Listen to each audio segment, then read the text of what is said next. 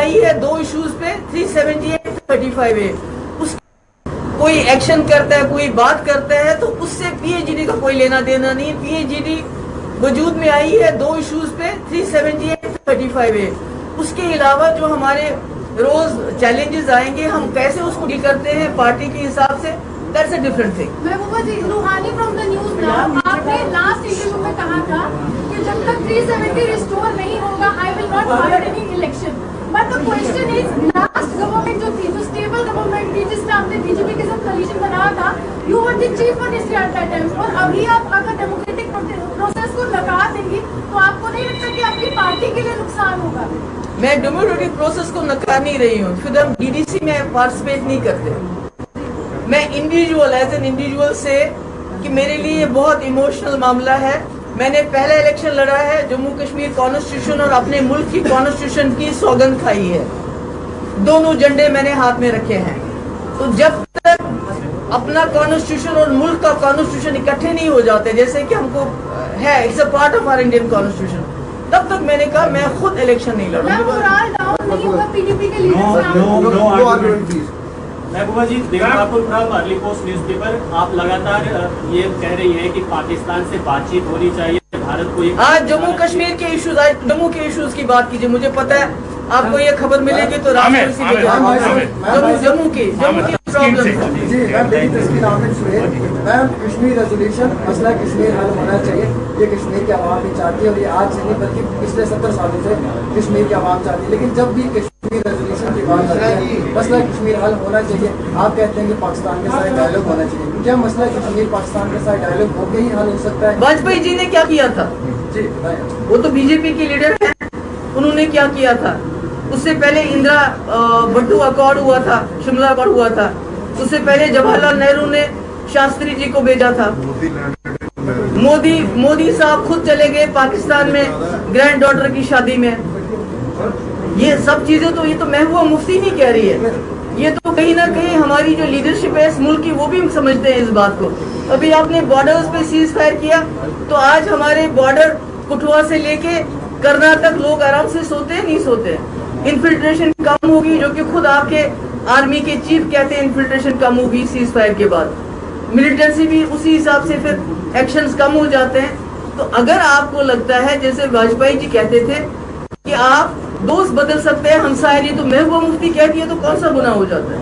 महबूबा जी, अभी महबूबा जी विशाल हुई यूएनआई से, मैम आप ही के हवाले से अभी जो रिसेंटली विजिट किया था डिलिमिटेशन कमीशन ने, आपका कि इसका आउटकम जो है वो प्री प्लान है। जब उनसे ये पूछा गया तो उन्होंने कहा कि अगर आउटकम प्री प्लान होगा तो वो लोग यहाँ नहीं आते और लगभग 800 के करीब लोगों से नहीं निकले। इस पे आपका क्या कहना है? दूसरा, दरबार से जो है इकोनॉमिकल जो है वो इफेक्ट कितना होगा? जो इकोनॉमिकल, सोशल, इकोनॉमिकल भी और सोशल भी और इमोशनल भी, जो हमारी एक बॉन्डिंग होती है। मैंने कहा मैं इनके घर में पली बड़ी हूँ, मैंने अपना कॉलेज सारा इनके घर में किया हुआ है।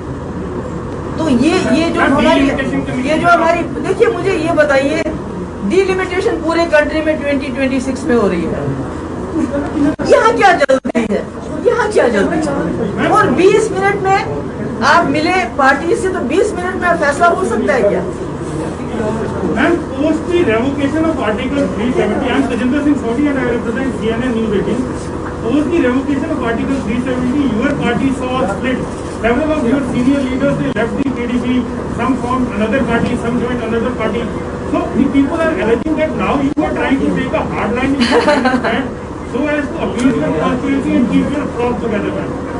मेरे भाई, जब मैं चीफ मिनिस्टर थी मैं तब भी बात करती थी वही जो मैं आज करती हूँ। मैंने यहाँ भी वही बात की जो मैंने प्राइम मिनिस्टर और होम मिनिस्टर के सामने ऑल पार्टी मीटिंग में की।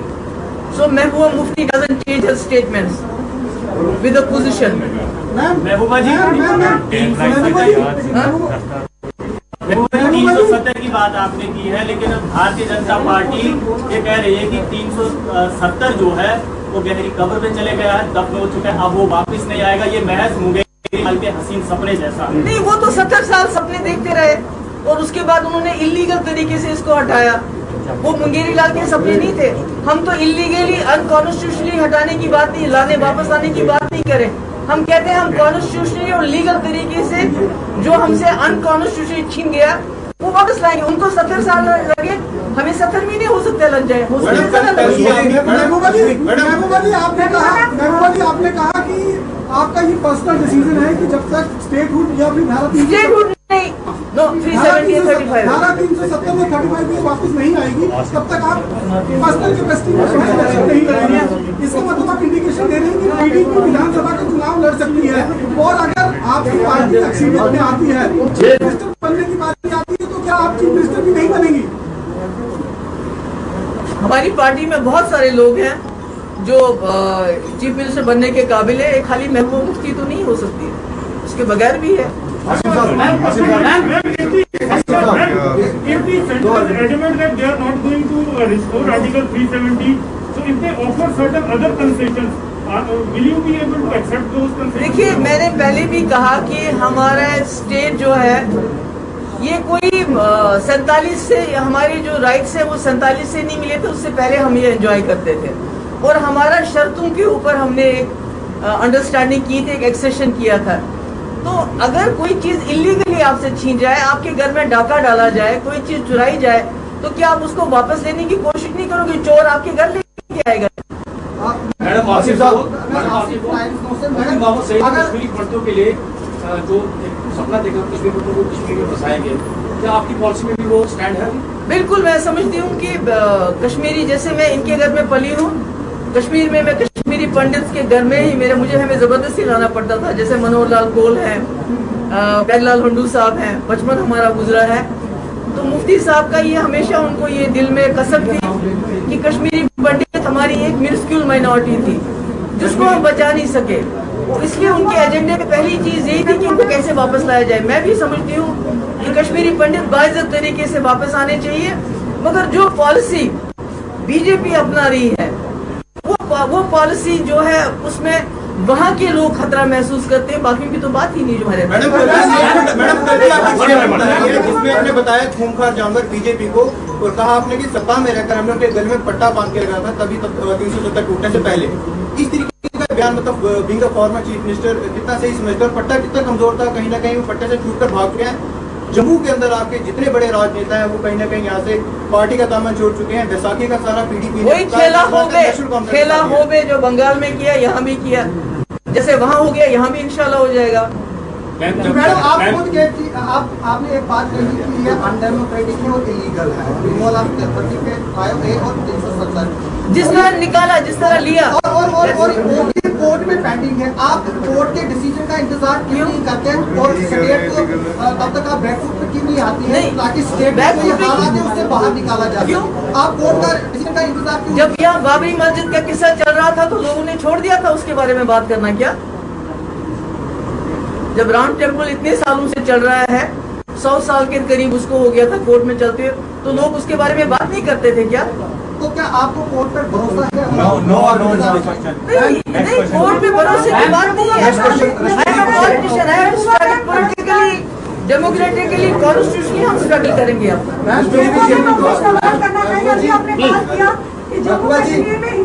की राजनीति चल रही है, क्या आप पीडीपी और महबूबा मुफ्ती की किस तरह से इन दोनों खित्ते के जो हमारी जनता है उनकी मसाइल का हल करेंगी, और किस तरह से इन दोनों खित्ते के लोगों को आगे लेकर चलेंगी? आप करने कहाँ देते हो? आज तो मैंने खाली जम्मू की प्रॉब्लम्स की बात करना चाहती थी, पर आप लोग तो फिर वही पे आ गए, पाकिस्तान ये वो वगैरह। आज तो मैं जम्मू की बिजली नहीं है, जम्मू की बिजली का हाल बुरा है, पानी है लोगों के पास, तड़प रहे हैं लोग, बेरोजगारी दिन ब दिन बढ़ रही है, दरबार मुंह बंद हो गया तो यहाँ के लोगों के तो मुसीबत हो जाएगी और ज्यादा। मगर कौन, शराब के ठेके वो भी बाहर दे दिए, रेत के ठेके वो भी बाहर दे दिए, जम्मू में बंद है माइनिंग। रात को अगर कोई चोरी से आता है 50,000 रुपए उसका जुर्माना हो जाता है। तो ये तो इतना सफर कर रहा है इस वक्त जम्मू, जिसके लिए ये कहते थे कि यहाँ दूध की नदियां बहेंगी। इतनी मुसीबत में यहाँ के लोग, इतनी महंगाई है। मैंने यहाँ जम्मू की बात की। जम्मू में प्रेस कॉन्फ्रेंस